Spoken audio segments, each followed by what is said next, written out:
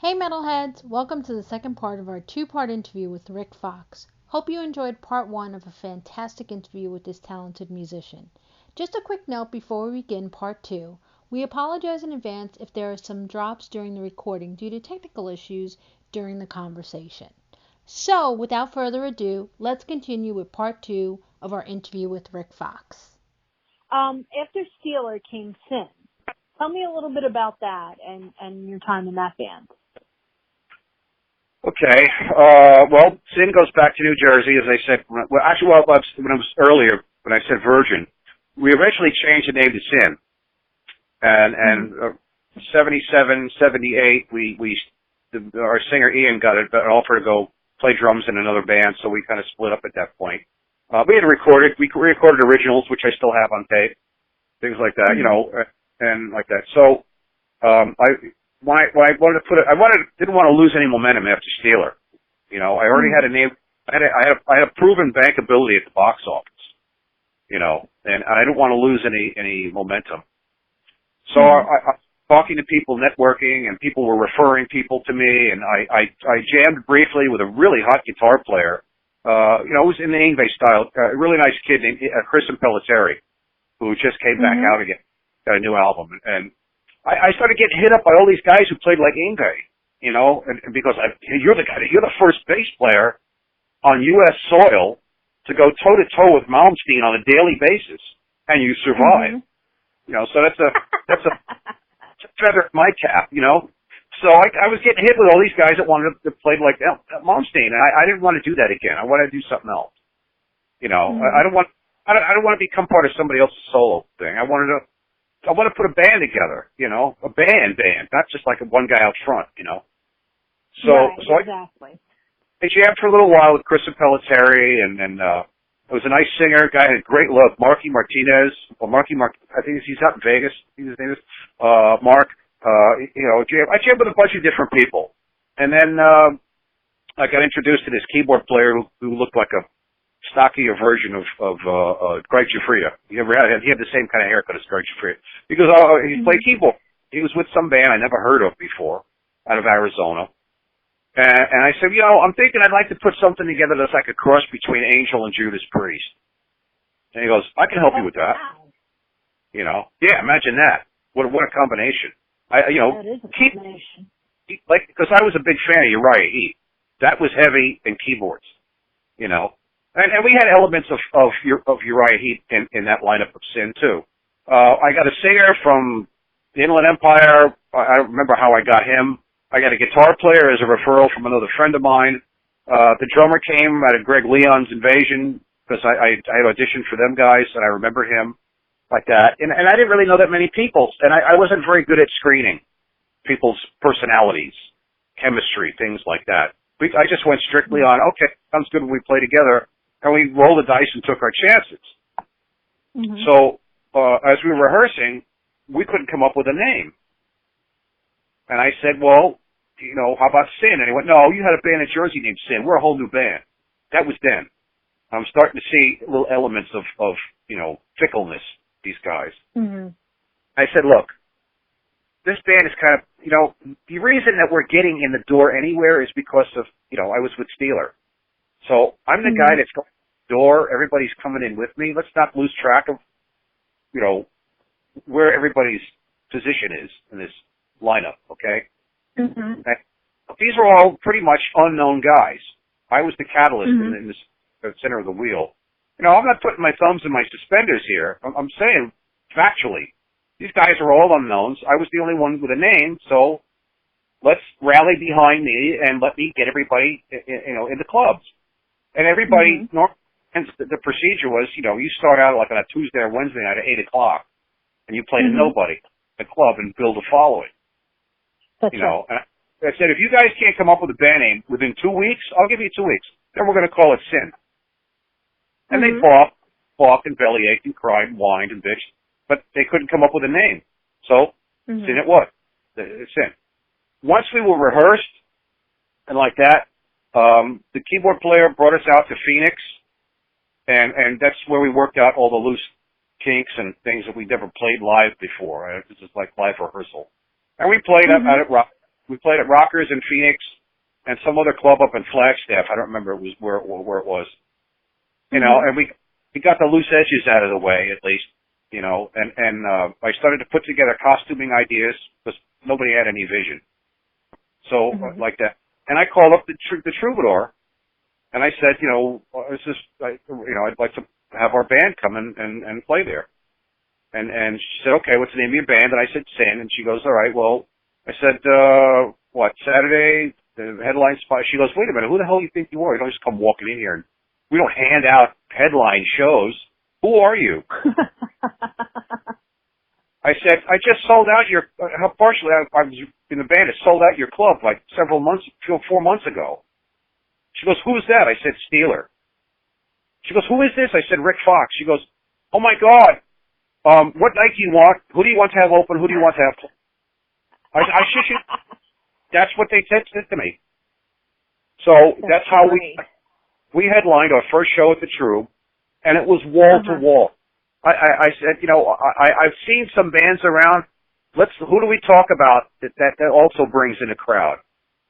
So Bitch was real popular, and I said, okay, we'll get Bitch on and I think we got Witch at one point. We got all these bands that were really good that had crowds too.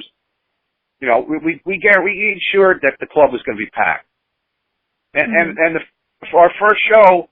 Jesus, Motley Crue was there, Yngwie was there, like I said, David Lee Roth, all whoever, it was a who's who was in the crowd. Because we had a buzz. We had a buzz like that, you know. And so for about 6 months, we were headlining pretty much everywhere. We did a couple of support slots at Perkins Palace with Armored Saint and Malice and Odin, you know, these guys were already ahead of us, so like that, you know.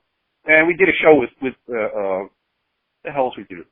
It was pretty much like, I don't know, within 6 months, everybody's head got like as big as the building. You know, and the egos were getting out of control. And I was starting to get pushed out of the writing and pushed out of this, that, and the other. With the keyboard player was taking over, you know, like that. And it's like, okay, we don't need him anymore. That kind of mentality. So that's not nice. They were bringing in a manager who I never knew. I didn't know who she was. I didn't know her track record. And they put a contract in front of me and said, she's going to manage us. She's a friend of mine. She's going to manage us. I said, all right, well, let me take this over to a lawyer and have it looked over. And they got pissed off at me because I said, let me have a lawyer look at it. Why, you don't trust this? She's a manager. Okay, fine. If there's nothing to worry about, let me have a lawyer look at it. And I was looked at, it's considered the boat rocker, the troublemaker, you know, Mr. Drama, because he wants to have the contract looked at by a lawyer, you know. And in the meantime, we went in the studio to record what would be our first album. And Bill Matoyer from Metal Blade was producing or engineering, like that. And it got to a point. The boil popped. The pus went everywhere, you know. And we got into this huge fight in the studio. And it's nothing new. This happens to hundreds of famous bands all through history. People fight in the studio and they walk out. And we saw a taste of that in Spinal Tap, you know. So this stuff actually happens, you know. I walked out. I hooked up to Bill. I said, hey, Bill, I'm sorry. This is not a professional situation. I want to be a professional with you. I'm walking out. I'm sorry. And they got some other guy to fill in, learn the songs. And they put out an album, and then we started fighting over the name. This was a name that they didn't want Sin to begin with, but 6 months later, after headlining, they didn't want to give it away. Right, exactly. Because now it's a commodity for them, and they make money on it. So in the meantime, I had already trademarked the name, the logo, everything, and they were fighting me for the name. So it became Sin. And then Sin with periods in it, like W.A.S.P. It was ridiculous.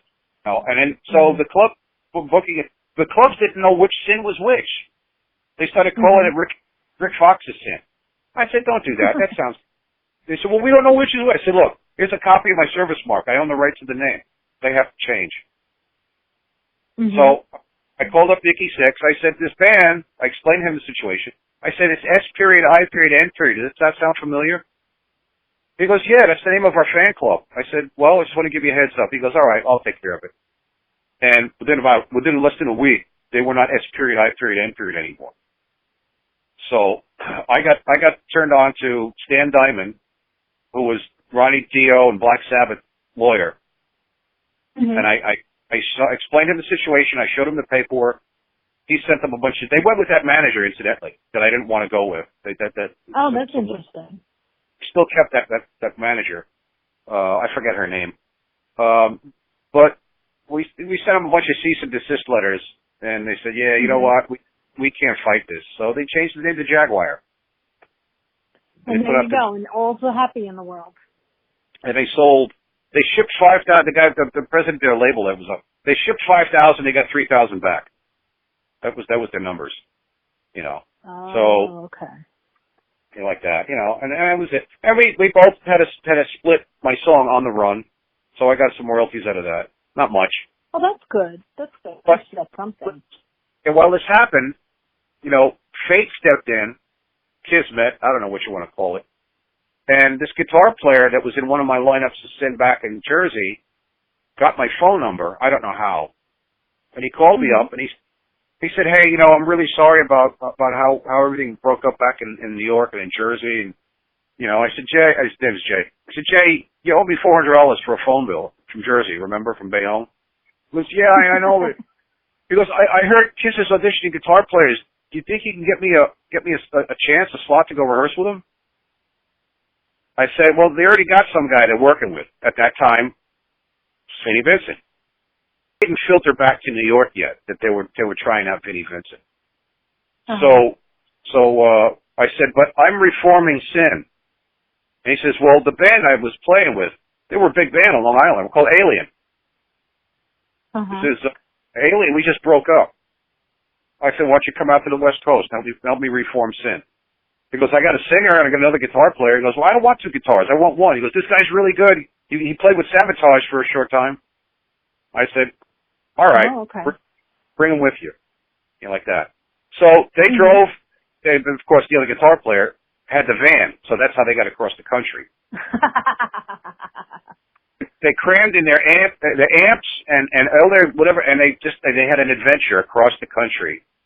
It was like right out of some adventure, right out of Spinal Tap. Right, and they showed up in Venice where I lived, and we put the band back together, and I said, I know a drummer, and meanwhile, the troubadour already had us like a date book. I didn't have a drummer yet, and the troubadour was booking me. So I got a drummer from a band called Prisoner. His band opened for us when I had the first lineup Sin out here. And, this drummer is now playing drums with Graham Bonnet. It's Mark Benkachea. Oh, okay. So I said to Mark, give me a tape and a picture. Let me show the band. I got it within a couple of days, and it was great. We went out to his place in his parents' house. He had a rehearsal garage. And we said, here's the songs. And he listened, and within a few hours, we were rehearsing together. I said, you got the gig. We got a band. So I now had a second lineup of Sin that sounded closer to Judas Priest. We were heavy. We were like Priest meets Maiden. Oh, that's awesome. Because, you know, Jay and Richie, the guitar players, they were Iron Maiden fans. They loved everything. They'd smoke a joint and play like Iron Maiden. You know. Wow. And Frankie Starr was our singer. You know, and people who went Frankie from later on, he was the singer in the Four Horsemen. See? Oh, okay. But, okay. Yeah, there's lots of degrees of separation here, connecting the dots, so. There's always 6 degrees of separation. Well, just to kind of go back a little bit, while you were talking, one of the bands that you mentioned leads me into my next question. You'd mentioned a band called Odin, and back in I think it was 1987, 88, the movie The Decline of the Western Civilization Part 2, The Metal Years, they were one of the bands focused on in the movie, but you also have a couple parts in the movie. Tell me a little bit about that and, you know, what that was like and shooting it with Penelope Spears and everything and how you got involved. Well, Odin was a local hometown favorite out here. They have a huge following. They were a good band. They were a real good band. They had a couple of good songs that I remembered. 12 O'Clock High, I think, was probably the one I remember the best. That's one of the ones that I believe she focuses on in the movie. Yeah, and I'm in London, friends with those guys. We were all anyway, so I was friends with Penelope Sears' daughter, Anna, and we were all hanging out at the Cat House Club one night, and Anna's walking around all of the guys, and they, what band are you in? You want to be in a movie? You want to be in a movie? You want to be in, like, Rick, you want to be in a movie? I'm like, okay, yeah, what's it about? And she goes, well, my mom's going to interview you. I'm like, okay. So, I was putting something together with some friends, and we didn't have a name, so we said, we'll just call it Sex, SDXX. We didn't really have anything. I remember that from the movie. and Penelope brings us in, and I brought in my Warlock bass as a kind of like a stand-in prop, instead of just sitting there, and with Tommy John, he was in Mad Moxie, he was in out here, he was a well-loved singer who passed away some years ago. Was in the hell was the band? He's out of Columbus, Ohio. Anyway, so Penelope sits us, with this light bulb over us. And she's asking us, as you saw, he's saying, do this and make the gesture like the Dio, the horn sign. Like, we don't do that. Like that. And she's asking us all these questions. So that's kind of what we did. We didn't really know much else about the movie. It came out. And all of us who were in it got invited to the premiere at what was in the Cinerama Dome. That's when we all first saw the Chris Holmes scene in the pool. Yeah, there's a lot about that. They say that scene is not real. Even like the scene with Ozzy too, where he's pouring the orange juice. Yeah. Like some of it was exaggerated, from what I understand. I asked Chris about that, and I don't remember. Honestly, I don't remember. I think he said if he was really drunk or not, or if he was just putting on. But yeah, we all kind of sunk down in our seats when we saw that. But it was kind of sad. But. Yeah, that was. Then we all went to a huge after party, at what's this? The guy produced the movie. His brother's the drummer in the Police. Stuart Copeland. Copeland. Everybody went over to Stuart Copeland's house. Like that. And the guys from the Detroit band were there, and Seduce. Thank you. They were there, and the road crew. That's how I met Mike Miller, who wound up working in security at the Cat House. And all, I met all these cool people, from the party, from the movie. But yeah, there's a shot of you in there at one point, I think, at the Cat House, where this girl's wearing I remember Ricky Raffman talking about it, saying that they try to keep the air conditioning off so people wear as little as possible. And I remember you being in one of the scenes in that movie, actually. Yeah, in that part of the movie. Well, the girl on my right with the dark hair, that her name was Bambi. She's the girl who was on the cover of the Poison album, Open Up and Say Ah. She was the model. That's the girl. Told you earlier, I was at the Roxy with Eric Carr watching Steeler. One of the things to me, he goes, you know this girl Bambi? And I said, yeah, she's a friend of mine. He goes, you think you could set me up with her? I said, sure. I introduced those two. And they became an item. They were a couple for a while. So, going back further, here we're connecting dots in reverse. When I was living with those girls on Clark Street next to Nikki Sixx, she was one of the girls. She was one of the girls that was staying off and on at that apartment. And she was around. She was in the master bathroom, taking a bath.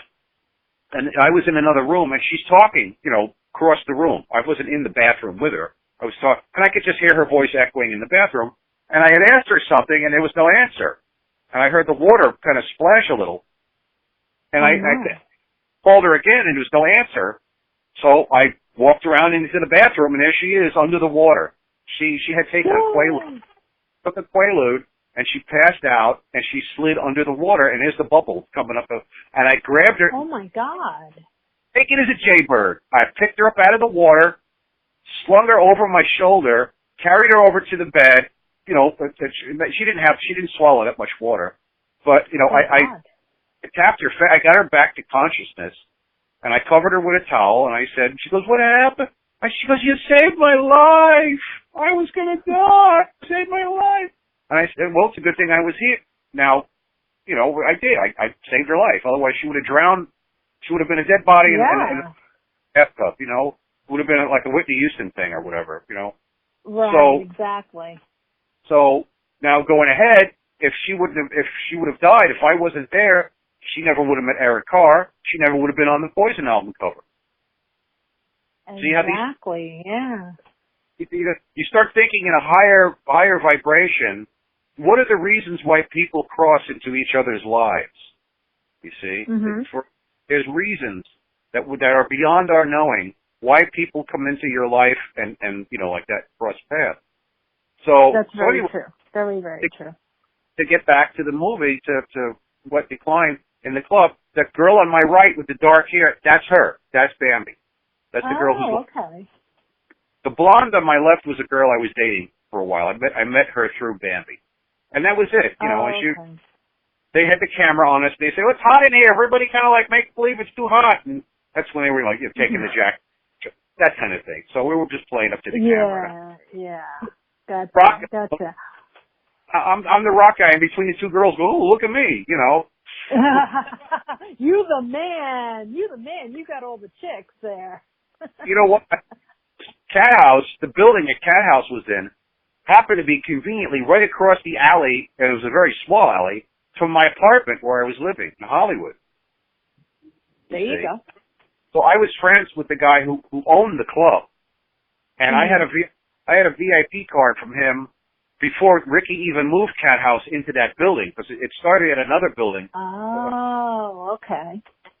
And then he was lost him and Tammy Down, right, from Faster Pussycat. They originally had a different location on La Cienega at a disco club, and nobody was showing up. The first couple of Cat Houses, there was nobody there until Guns N' Roses showed up. Once Guns N' Roses showed up, the place was packed every time. Wow. So they had to move from that location, and they happened to pick the building right across the alley from where I lived. So that was easy for you.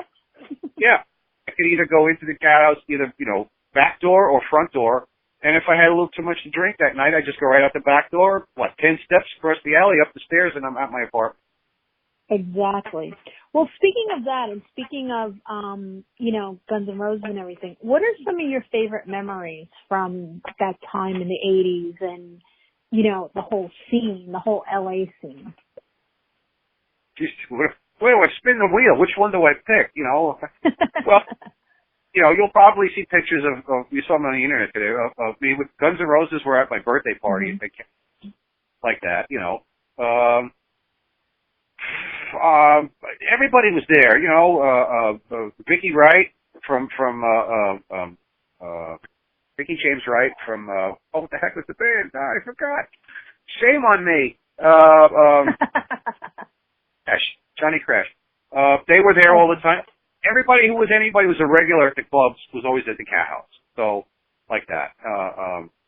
Kingdom Come, those guys. Alice Cooper played there. I hung out. I got to talk with Alice for a little while. He autographed I had the first Alice Cooper album, Pretty's for You, and he wrote on it. He said, "You're too young to own this."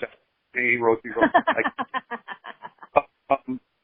just, you know, everybody was there. Everybody hung out there. It was always the bikes were out front, you know, just like the Hells Angels in CBGBs, all the bikes are out front, like that. So, you also know, got some pictures with Ronnie James Dio. I saw a couple of those, and Mickey Six and Motley Crue and those guys. Yeah, the Dio thing was well, we went down to Irvine Meadows, which was a huge outdoor concert theater stage, and I was hanging out with a bunch of people backstage. And Wendy Dio came running up, grabs me by my elbow, grabs me really hard. She goes, come on, just follow me. And she had road crew guys with her, grabbing anybody from the LA bands who was hanging out. Nader from London, the guys in Poison, whoever, like that, Quiet Riot, whatever. And they grabbed us, and they brought us around behind the scenery. It was the Sacred Heart tour. So he still had, Ronnie still had the castle turrets and all of that. You know. Okay. And brought us around, and we came out under the turret, under where Claude Schnell was with his keyboard, like that. And we all came out on stage. And what Ronnie was doing was the first live version of We're Stars. You know, from the hearing aid. So he wanted, you know, the people who were in hearing aid in the video were not available. So the next best thing is grab whoever is available from LA, from the bands, and all come out and we all sing with Ronnie. So that's what we did. I was at Jimmy Bain's mic with the guys from Poison and Nader from London and like that. And Nader moved to another mic like that, whatever. You know, and we all sang We're Stars with Ronnie. And I know for a fact it was recorded. It's probably still in the vault somewhere. I don't know if it's ever going to get released. It's probably on video too. And then a week later, they reprised it, and Ronnie did it again at a Rough Cut show at the Country Club, because Rough Cut was also by Wendy. So all of us that were up in the VIP thing, they brought us all up on stage, and Dave Plastic was like shooting all these pictures, and I wound up next to Ronnie, and he looks up at me, and he puts his mic in my face, and he goes, "Sing!" like that. So I this Ronnie's mic. You know, we all did the video. We're Stars. We all sang the backup on that. Right. And I got some pictures. Paul Shortino and Jeff LaBar from Cinderella and Vince, like that. And so that's how those pictures. And I was wearing my New York Stars, STARZ, my Stars T-shirt. So you know, showing support for New York, for Stars. You know, Richie Rano and those guys. So and how that famous picture of me and Ronnie, and you know, and you see the smile, you see the look on Ronnie's face, and it was a magic moment, you know. I mean, people can only dream of that, just to see Ronnie, to be with Ronnie on stage, you know, and he's like a mentor, you know. We had a lot in common, kind of like spiritually, because Ronnie was into the whole medieval thing and castle knight, and so was I. And I actually own suits of armor. I've been knighted by the Order of St. Stanislaus, so I'm technically a knight. You know, so these are things, it's kind of an opportunity I wish I could have had. I wanted to play in Ronnie's band, to be with Dio. That would have been fun, you know. But, you know, that didn't happen. But anyway, that's how the Dio thing happened. You know, I jammed with Sam Kennison at the China Club. Oh, that's amazing. Is that when he was doing that whole thing with Jessica Hahn and everything? And the Wow thing video and all that stuff? Yeah, the video came out, but this was way after the video, and was playing the China Club, so whoever was there that was somebody got to go up on stage with him and play. And he did an early show and a late show, so I did the late show with him. He asked me, we went earlier like that, I'll play a late show. So this was a real pinch me moment. This was like, wake me up. I'm in a dream. Because he was one of my favorite comedians of they're all on time. Yeah, they're on stage and they're playing. I'm like, wait a minute, I'm supposed to be up there. And I go up on and Jimmy Bain was playing. He took my spot. And so the roadie guy, I knew the stage tech, the roadie guy, he turns around, looks at me, he goes, he goes, you're supposed to be up there. I said, yeah, nobody called me. So he looks, he goes, gives me the wait a minute sign. They finish the song. He grabs Jimmy, pulls him off the stage, pulls the cord out, sticks it in my bass, and pushes me on stage. He goes, go! And then Jimmy's standing there going, what the hell happened? What the hell happened? Jimmy was 3 sheets to the wind, you know. And anybody who knew Jimmy knows what I'm talking about. And he pushed me on stage. He passed away, didn't he? He passed away, I think, a few years ago. Yeah, Jimmy passed away. So Sam looks over at me, he gives me the thumbs up, and we launched. It was perfect timing. We launched right into Wild Thing. Here's the lineup on stage. Okay, the reason I got this gig was because my manager, when I was in Thunderbolt, my manager also managed Randy Hansen.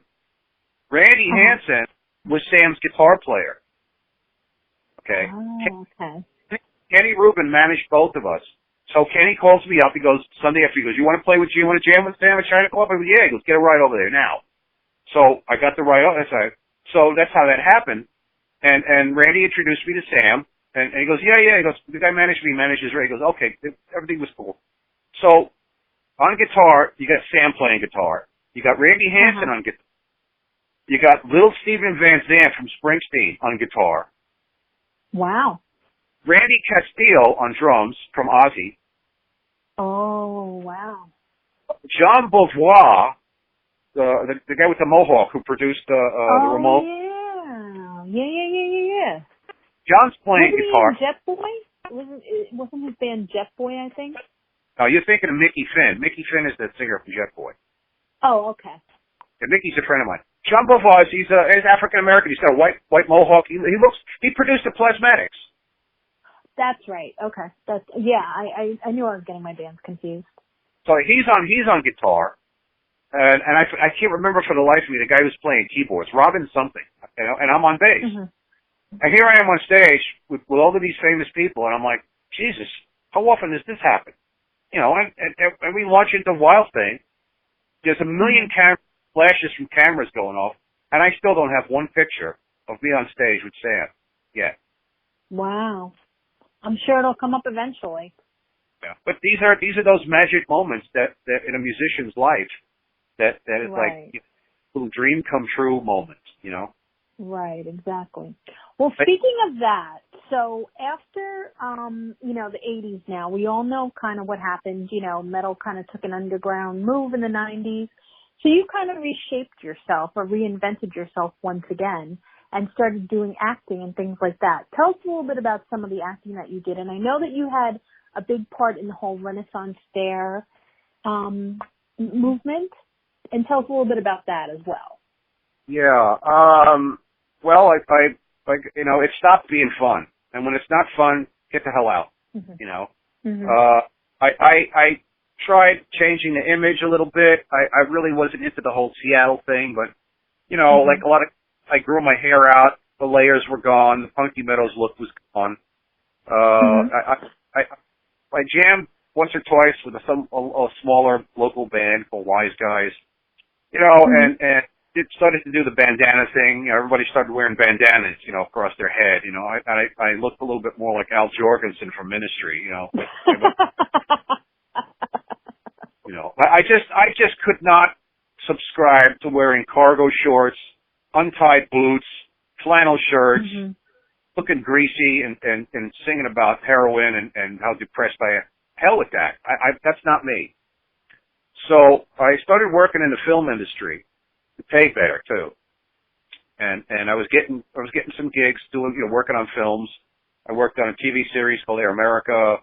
I worked with a lot of stars like that, you know, and I was getting my rent paid.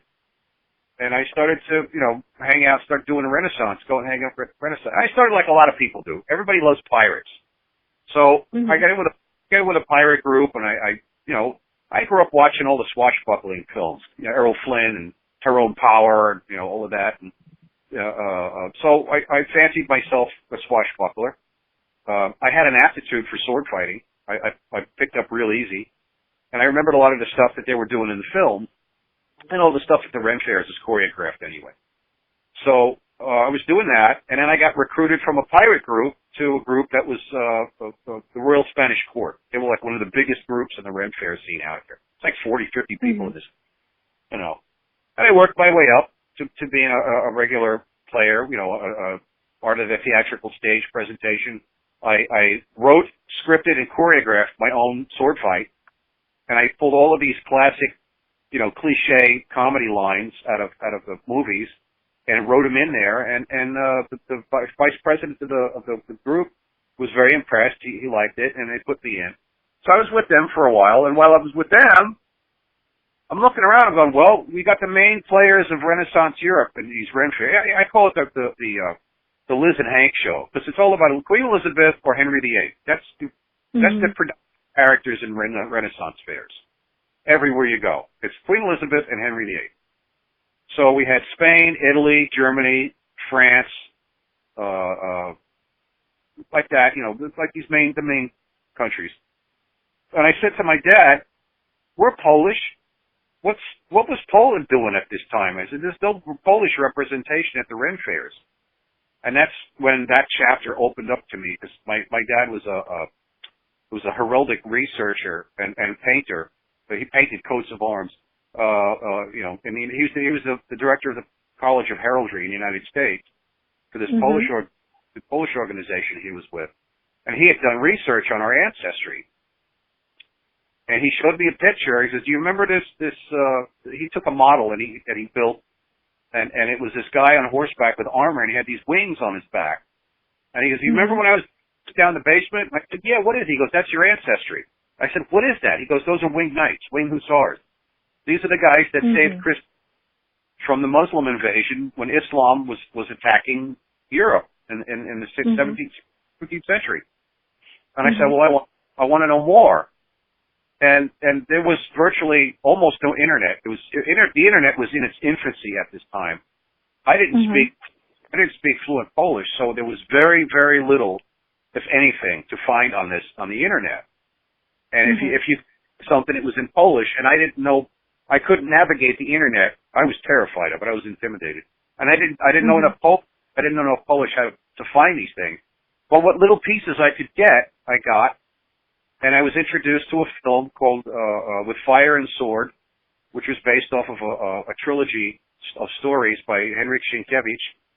And I finally got to see a movie with the hussars in battle, and I went, "Holy cow!" The hairs rose up on my.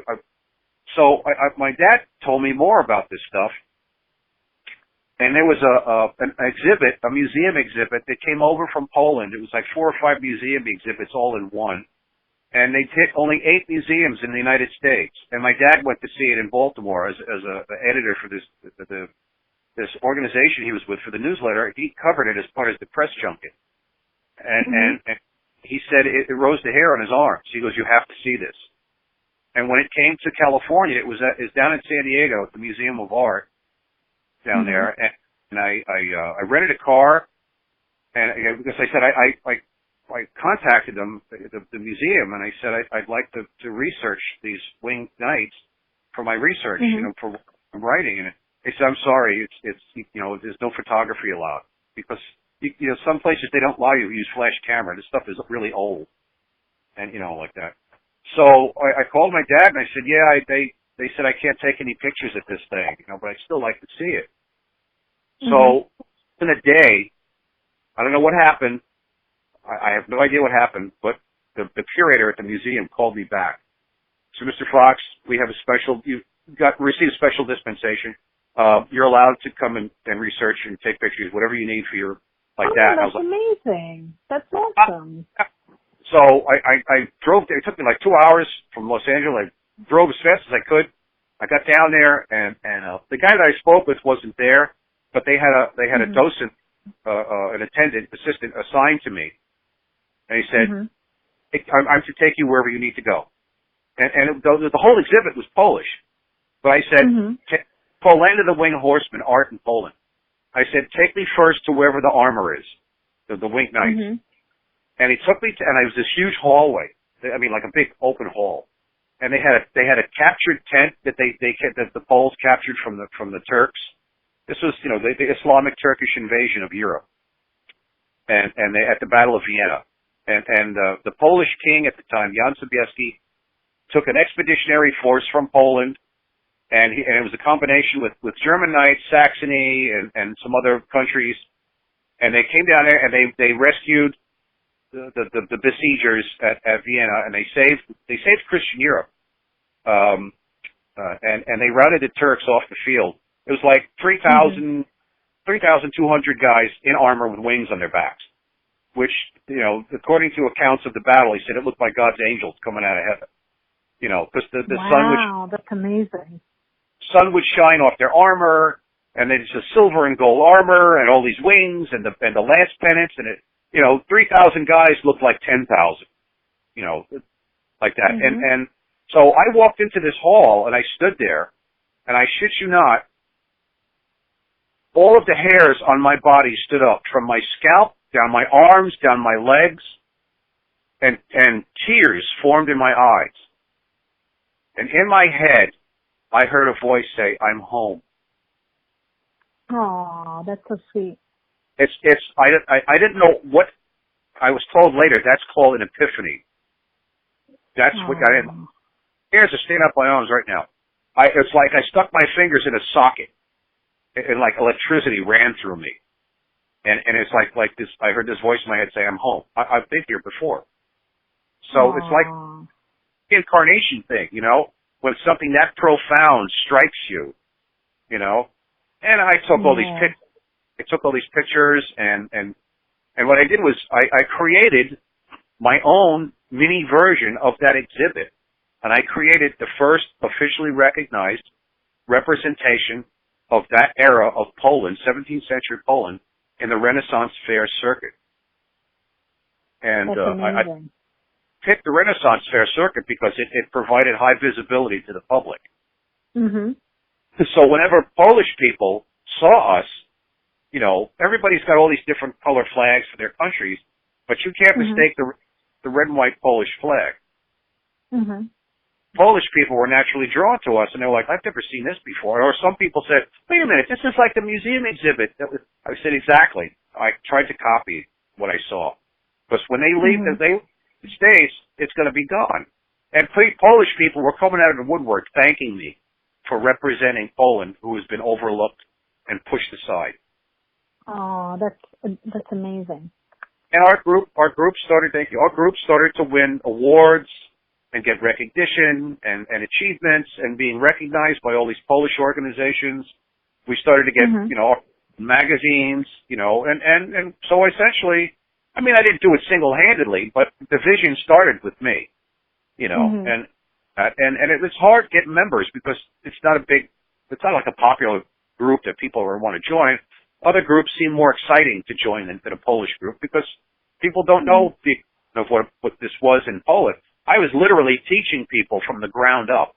You know, spent hours and hours on talking to people about this. Well, you know the saying, it's not always about quantity, it's about quality. And, you know, if you've imparted the message to some people and they've gotten it and they've enjoyed it, then you've done good work. Well, you know, they said if you build it, they will come. They did, but it was very slow. You know, and then by 2001, well, unfortunately, what was going to happen was my father arranged, you know, I said, you think every year you got the Pulaski Parade in New York. I said, have they ever had a car? He goes, that's a good question. Let me find out. And he came back. He goes, no, they never had one. I said, well, no time present. And he arranged. He got me a spot. He arranged. He flew me out from Los Angeles to California. I had to bring my armor. I had to build a case for the wings. We had to rent a horse. You know, and horses, these horses need to be trained for this because what the Hussars wore scared the shit out of enemies. You know, they have a leopard pelt on your shoulder. You have wings. Horses are like prey animals. They see predator and they get scared.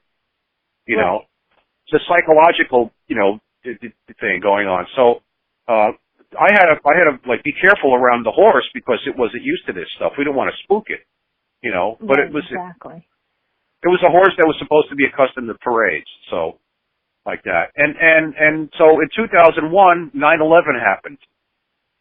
So, all parades in New York were canceled. New York was on high security alert. Got postponed to 2002. This was the first time in the history on U.S. soil that a Wayne Hussar was represented not just in the Pulaski Parade, but any parade in American history. It was the first time that was. So we're riding up Fifth Avenue, you know, and the Polish people are loving it, and they're, you know, thank God for guys like you in Vienna saving Europe, yada yada yada. So, you know, it was an achievement that, you know, it was a dream. The only next thing I wanted to do was have an audience with the Pope, who was Polish, but that fell through. Right. But, you know, after that, more and more of what I was doing started to become popular, and there were other groups in the country that started to form their own little Polish groups. And you know, one guy would build armor, then another guy would build armor, because this stuff was expensive. We couldn't get it over from Poland. You know, it was big in Poland because that's on native soil, just like the Civil War reenacted biggest thing in the United States. So, you know, so that's what I did. That was my whole thing to the Renaissance. And then from Renaissance, we started to do military timelines, which is everything from ancient to Gulf War. So we got out of the Renaissance thing because there's too much drama and soap opera and egos and all of that. So we're more appreciated. And you had enough of that in the 80s, so you didn't need more of it. It's like the 80s. It was like the rock bands. There's all these egos. Everybody's thinking, oh, you're stealing my thunder. You know, who are you? What is this outfit? Where did you come from? you know, that kind of childish sandbox mentality. So we did the military timelines, and we were more appreciated because we brought something out of military history that wasn't done. So that's amazing. Yeah. So let's go forward a little bit and let's talk about the current day and what you're currently up to and what's on the horizon for Rik Fox. Well, I started to get back into the music around 2012, 2013. I jammed various friends' bands and the clubs. I found it a little more difficult to get back in. It seemed like somebody took the wagons and formed a circle. And I was meeting, for whatever, I don't know, I was meeting resistance trying to get back in. So, by this point, Ron Keel had brought Keel out to Los Angeles and they headlined the Whiskey. And Ron says, I can't come to LA without having you on stage. So I came up. We did and we did, acoustic version of Serenade. And it was like the club back in '83 again. The fans went nuts. You know, it was really, really. So, if I ever do any kind of Keel reunions, are you interested? I said, say when and where.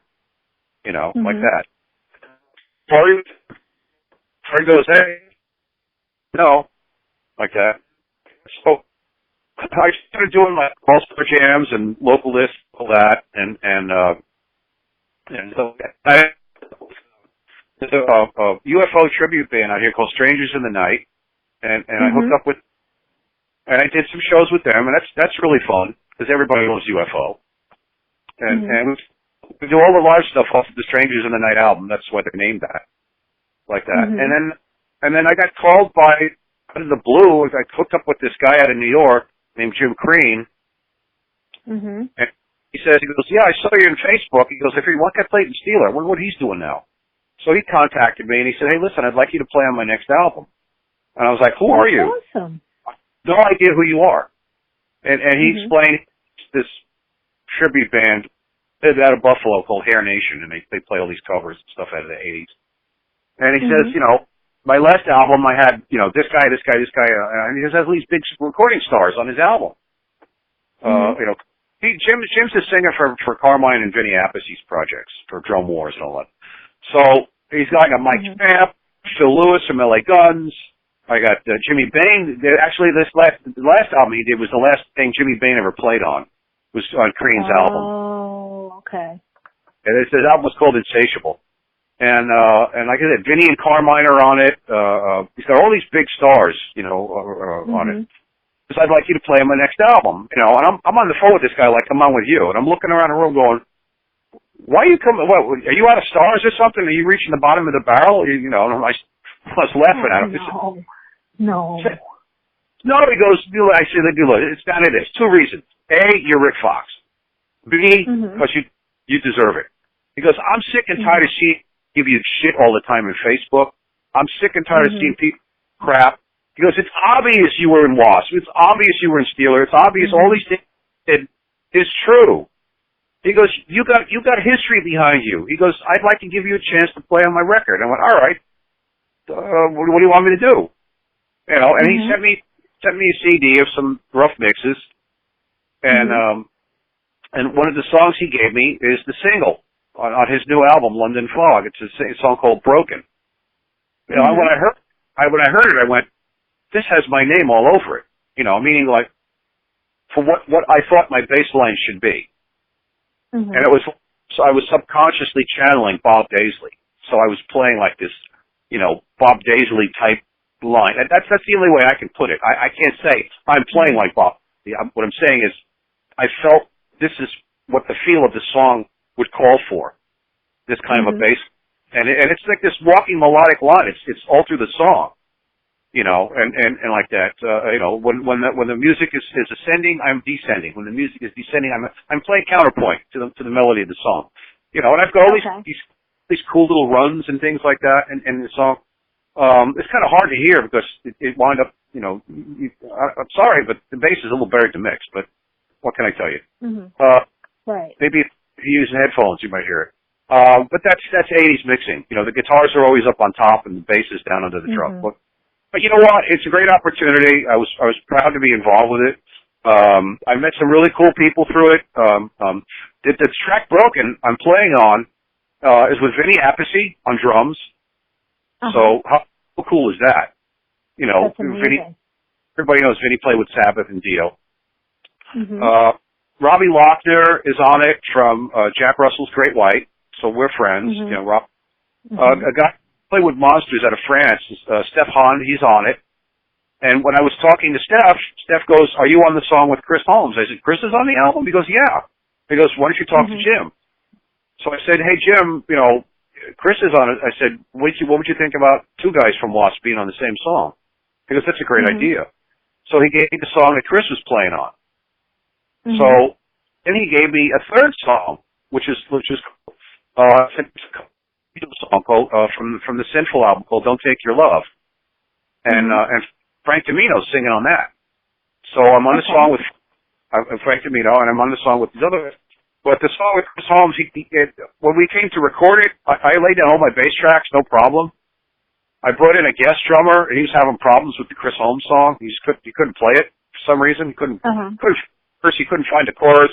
The guy it didn't work. So Jim took the song back. He rewrote it, and he had some other people playing on it. So that album is now out. So I'm on London Fog with you know, Vinny Appice and Frank Domino and all these big stars. Rudy Sarzo's Franklin's on it, like that.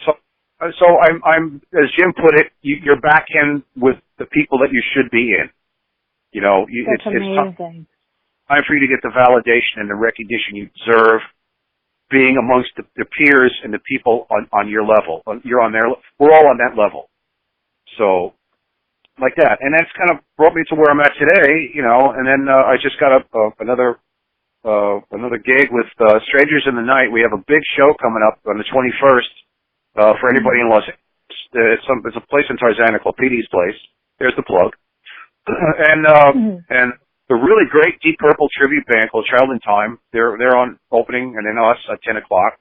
And then there's a Pink Floyd tribute band after us. So I'm just trying to keep busy, you know, and keep things going out there, going and flowing. Well, that's amazing. Finally, everyone can find you. Well, I don't want everybody over here at my house. Phone number, is that okay? No. No, on Facebook and social media.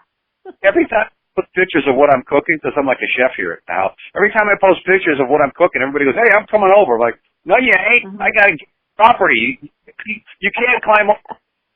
These people in this neighborhood have guns. They'll shoot you if you climb over my fence." Exactly. The whole LA story take, actually. Well, we live north of Los Angeles. We're up in an equestrian. Okay. Yeah, we're by Vasquez Rocks. It's all horses around here. Horses, cops, firemen, people. There you go. Yeah, you can find me on Facebook. I have 3 different pages. You know, if you contact me at one, you can get a contact for the others. My fan page is private because I try to keep the drama out. And then my website is it's all lowercase letters. It's rikfoxbase.wix.com. Oh, is it Rik Fox? Let me think of it now. rikfoxbase.wix.com/Rik Fox. Like that. Yeah. And then I've got some really cool new endorsements that came in. I with Anthony Isola out of New Jersey. This is like a bunch of Jersey connections here. I'm out here, and my endorsements are in Jersey.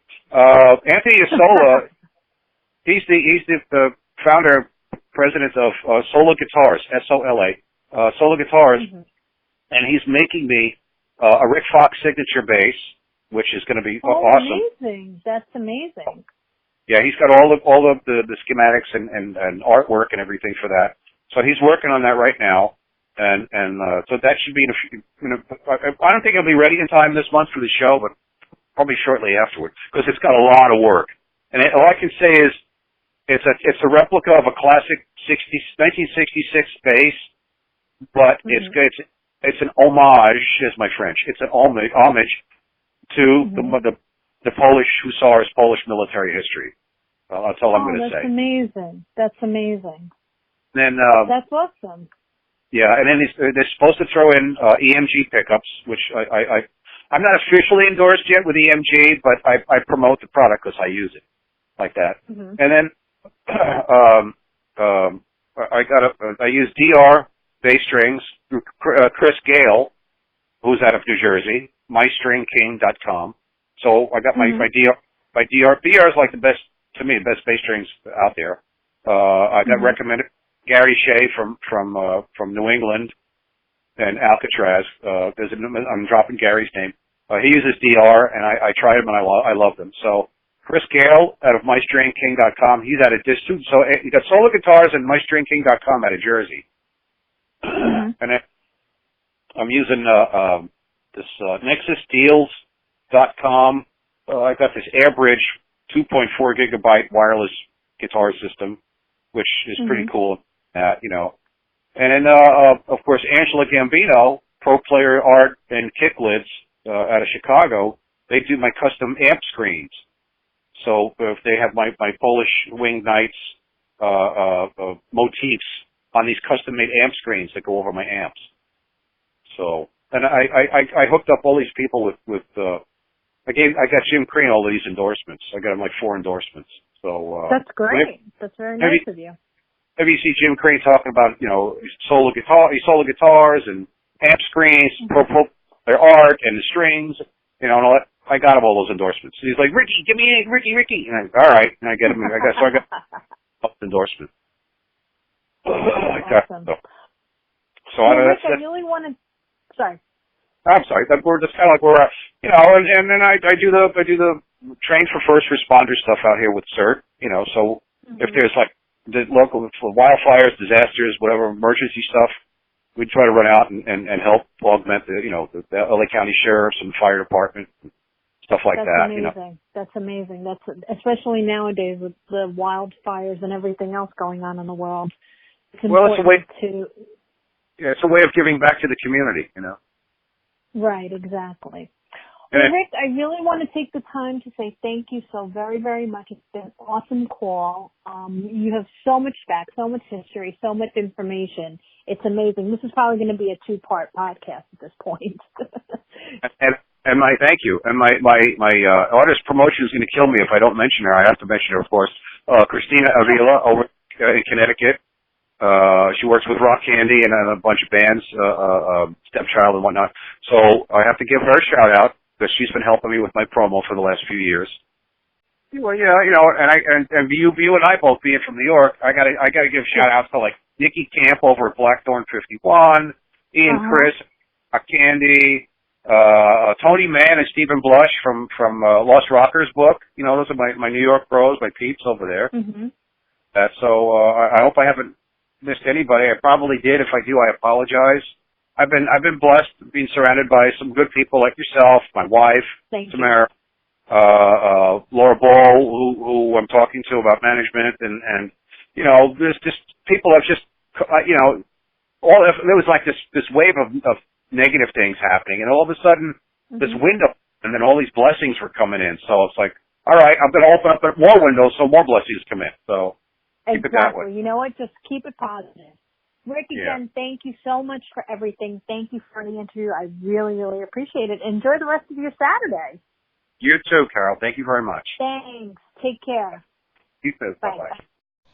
Thanks again, everyone, so much for joining us for our interview with Rik Fox. Firstly, I want to say thank you so much, Rick, for taking the time out of your busy schedule to share your history and stories with us. I greatly appreciate it. I also want to take this time to thank all of you, the listeners, and everyone who supports the Metal Wire. All of this is possible because of your support, and I look forward to all of your comments and suggestions. You guys rock. Additionally, I'd like to thank my friends and the people behind the scenes who always support and help me nurture my metal baby. A very special thanks to Jerry Gonzalez for all the hard work and graphics that you see on the Metal Wire. Don't forget to visit his site at jerrygonzalezart.com to see more of his great work. As always, you can find us on the web at themetalwire.com or on Instagram at _metal_wire and on the Metal Wire Facebook page. I look forward to hearing from you. We'll be back in November for our next podcast, but in the meantime, keep it hard, keep it heavy, and keep it metal. See you next month.